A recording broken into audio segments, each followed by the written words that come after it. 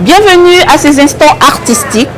Nous sommes à Kinshasa, précisément dans la commune de Bandalungwa, où nous assistons au vernissage et à l'exposition artistique de nos artistes peintres produits par le Centre culturel Mokilina Poche. Signalons que ce centre a été récemment inauguré ici à Kinshasa, toujours en ce mois de novembre. On va en parler en détail avec l'initiateur, M. Cédric Timbalanga, que je m'en vais rejoindre.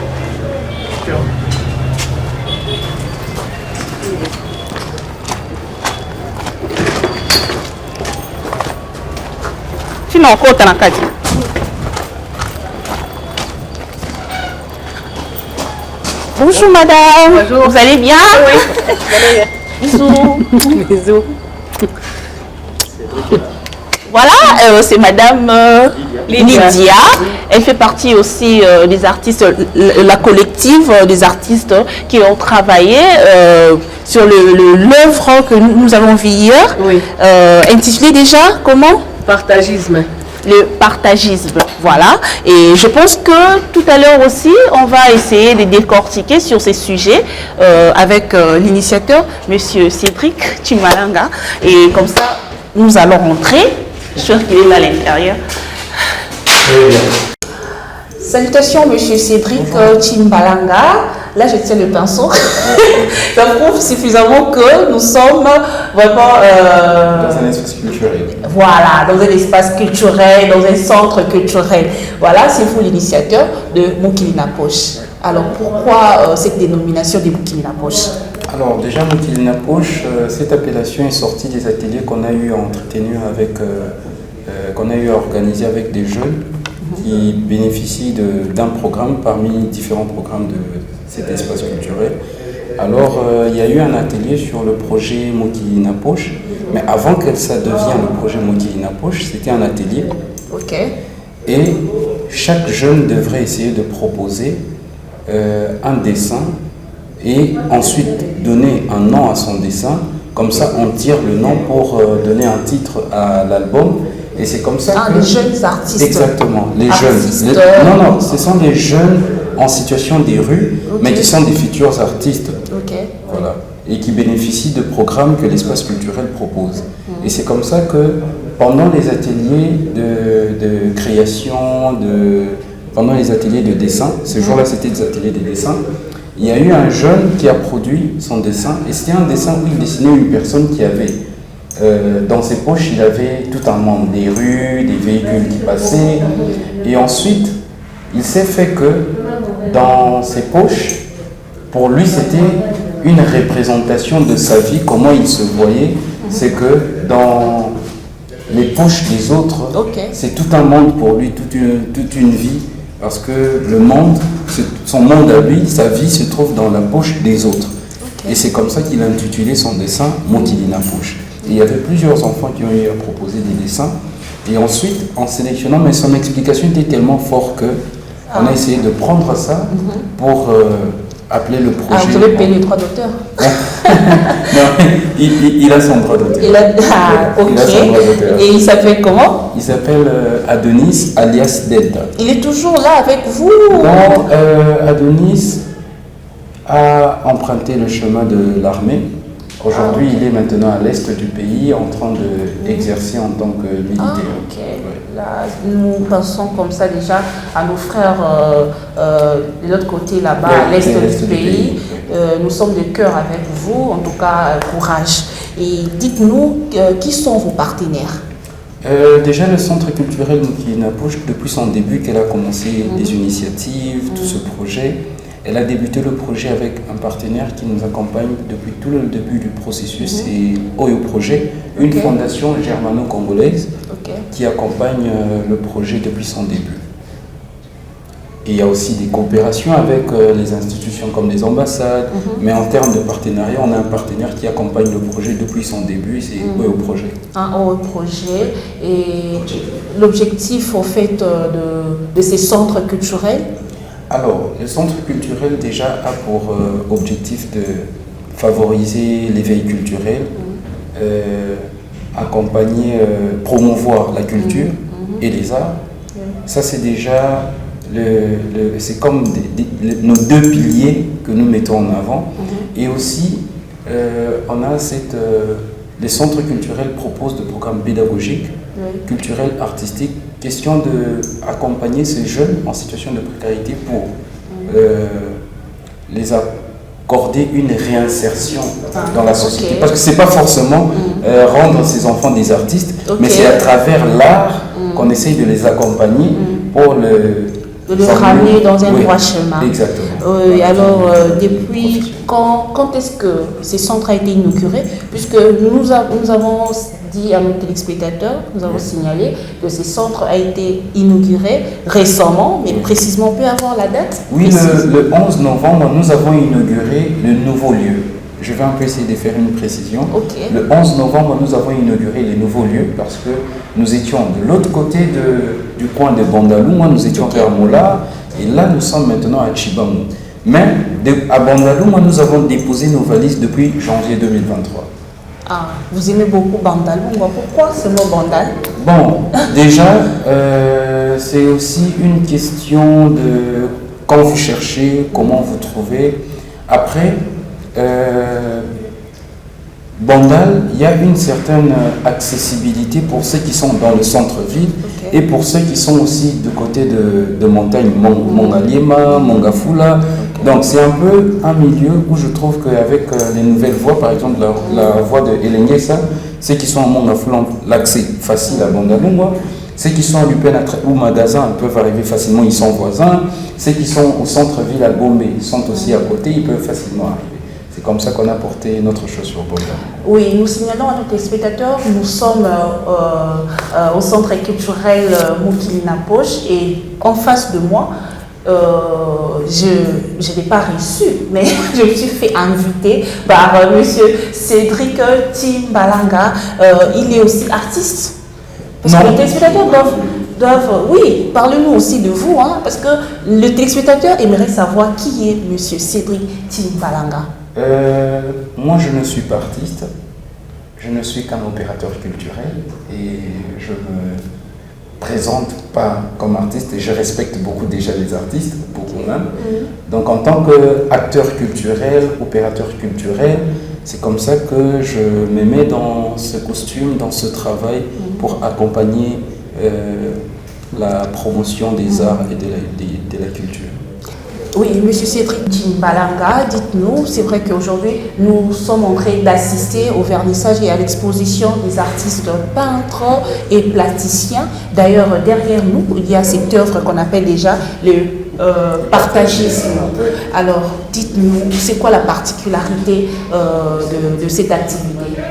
Alors, déjà la particularité de cette activité, c'est que la rencontre artistique, la rencontre de plusieurs artistes qui se retrouvent autour d'un sujet, d'un travail qui les fait réfléchir et qui leur permet d'apporter leur réflexion artistique. C'est-à-dire que déjà, c'est un projet que moi j'ai beaucoup aimé et très satisfait d'accueillir ce projet au Centre culturel Mukilina Poche. Intitulé le partage du travail sensible. Et quand vous allez en profondeur du partage du travail sensible, il y a plusieurs questions qui vont remonter sur la surface. Alors c'est comme ça que...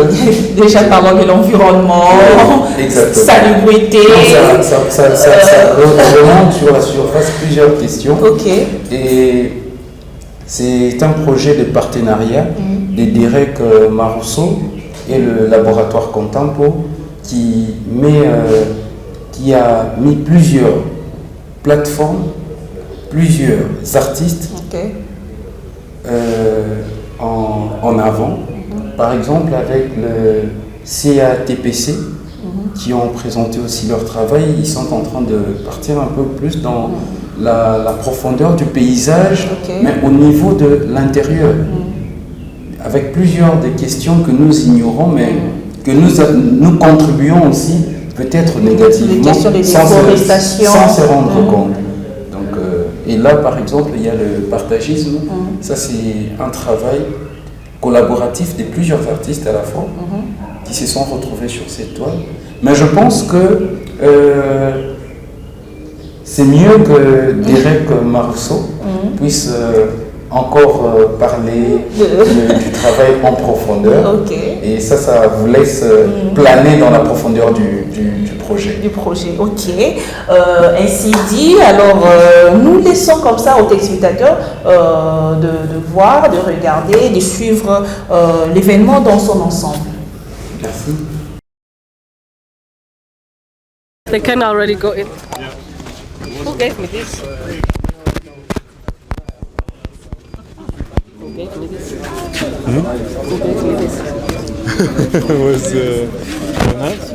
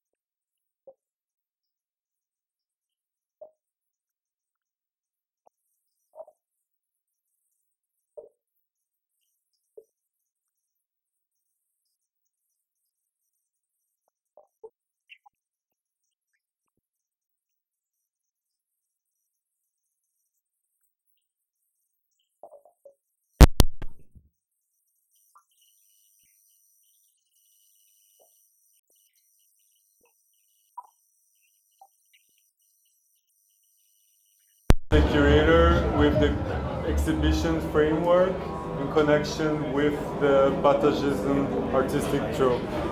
Derek est un curateur avec nous les artistes peintres qu'il a invités de travailler dans le contexte de l'exposition. Did the collective work, like how was it to work collectively? Yeah. Well, the framework of this exhibition is about the collective making of the landscape itself. Donc le thème de l'exposition c'est le paysage mais dans les liens avec la collectivité. And we worked throughout the past year developing the concept, but as well understanding what the Patagism group could make in the frame of this exhibition. Donc dans le cadre de ce thème-là, depuis une année on travaille et on a réfléchi qu'est-ce que le partagisme contribue dans cette thématique. Yeah. Oui, vous êtes parmi les artistes qui ont contribué dans cette œuvre de ce tableau qui est justement derrière vous. Dites-nous, c'était quoi votre touche particulière? Il faut parler d'un fondateur du parti. Ben oui, en fait, je m'appelle Shaggy Luamba. Je suis initiateur de cette courant partagisme. Je ne suis pas seul, on est un peu nombreux. Il y a Chris, il y a Lydia, Dolé et les autres, quoi. En fait, on a essayé de créer le partagisme pour essayer un peu de partager les savoirs avec d'autres personnes et de ramener plusieurs personnes dans notre monde. Que tu sois artiste ou non artiste, tu peux adapter d'être un artiste. Et par rapport, je vais aller trop vite, par rapport au travail que je fais ici, en fait, je suis le concepteur de ce travail que vous voyez derrière vous. C'est une toile qui mesure 3,50 mètres sur 1,48 mètre qui compose, c'est une toile politique qui compose avec 75 pièces de toile. Je ne suis pas travaillé ça seul, J'ai travaillé avec Dolé Malalou, Lydia, Ange, moi, Shaggy et Chris Mukenge. Là, il y a aussi Manuela qui est un peu absent. Et là, on s'est un peu de parler de paysage. Moi, j'essaie un peu d'avoir un peu un conceptuel de paysage qui datait vers 1800. J'essaie un peu de présenter Kinshasa à 1800, comment était. Merci beaucoup, moi c'est Chris Mukenge. Je travaille en duo avec Lydia. Shelama, le duo s'appelle Mukenge Shelama. Si je m'aimerais parler brièvement, je m'aimerais parler d'abord, je réponds à la question, mais je vais d'abord au début pour dire que, comme Shaggy venait de le dire tout à l'heure, partagisme est né par un courant ou un mouvement d'artistes qui ont cherché soit une direction ou des idées ou réinterpréter même, on va dire, les codes, si vous voulez bien, les codes de l'art contemporain, bien sûr. Alors, comme ces artistes se cherchaient pour créer des codes sur l'art contemporain, ils ont essayé à renommer quelque chose, à prendre quelque chose sur ce qu'ils font pour trouver des moyens de comment se présenter. Et là, c'est le partagisme, c'est l'ensemble qui fait que Shaggy nous invite, plusieurs artistes se rencontrent sur une toile et travaillent ensemble.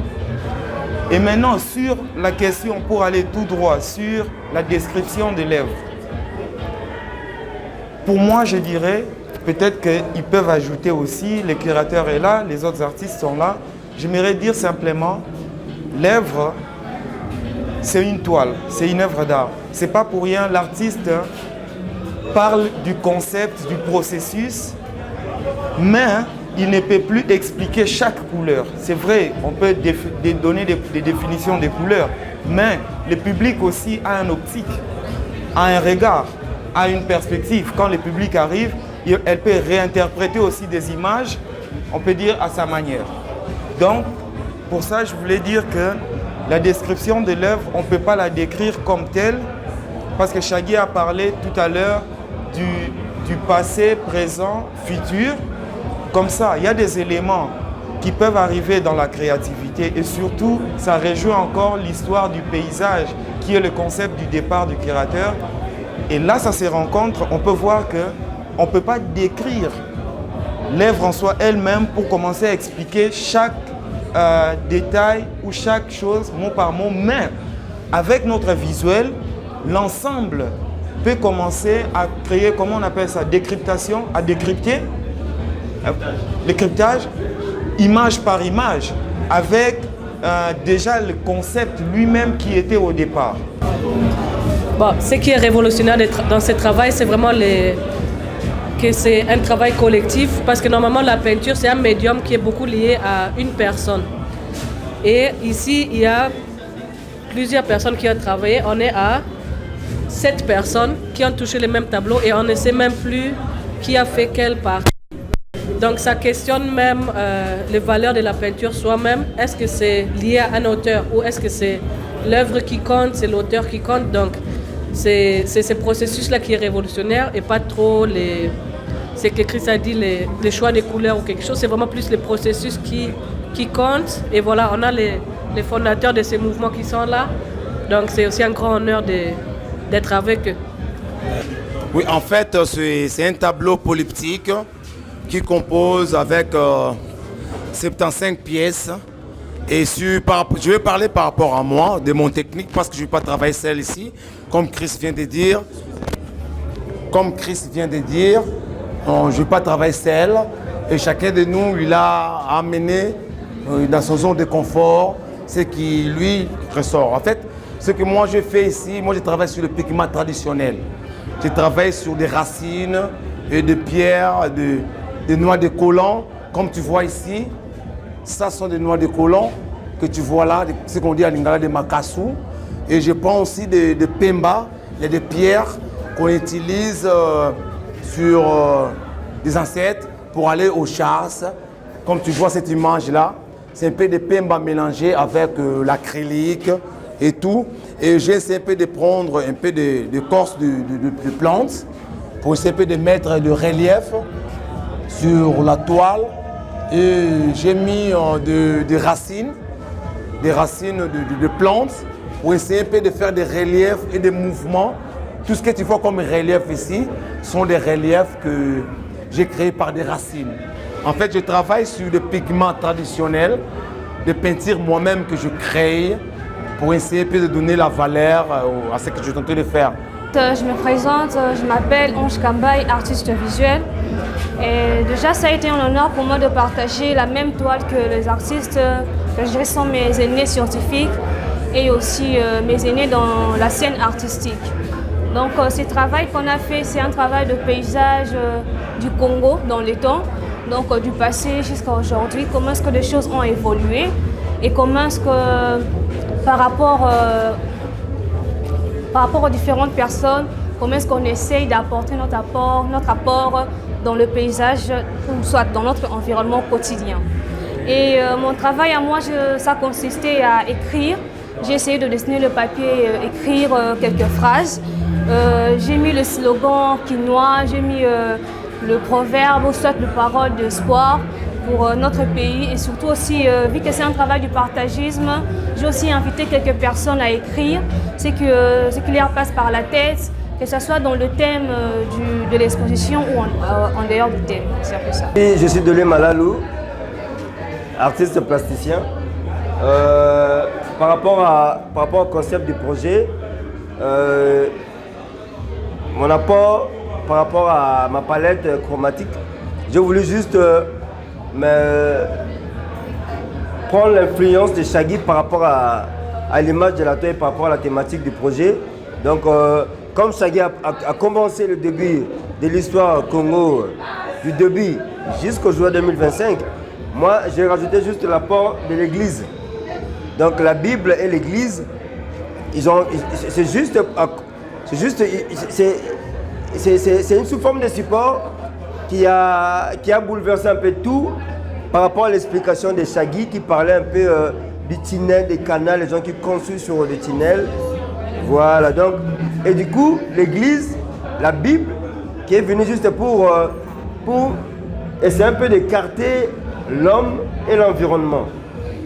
Aujourd'hui, quand on parle de l'Église, même nos enfants ou les enfants des voisins ou nos frères qui est en face de nous, il y a des églises qu'on appelle les Abinzambi qui dérangent un peu la communauté, la population avec leurs instruments, la sonore qui est vraiment tellement décibels un peu. Vrai, Oyo, ils ont deux volets, ils ont deux temps. À tout le monde a passé, ils ont ta monoculture. Tous les artistes plantaires, tous les art na agroforesterie. Dans le art, il y a un revenu à œuvre d'art na biso, toujours sur ba terrain, toujours l'on a bazamba, tout ça ba forêt sacrée. Oyo, kolon abebisaki. Liboso to balaki kosoma mabele. Après tant que tu ma belle, tu sali ba beke kuna biso, tu teki ba art na biso, ba revenir yé. Après tu so sumba, tu ba ni ko sumba ba zamba. À partir ba zamba yango bana tu so ça la forêt sacrée.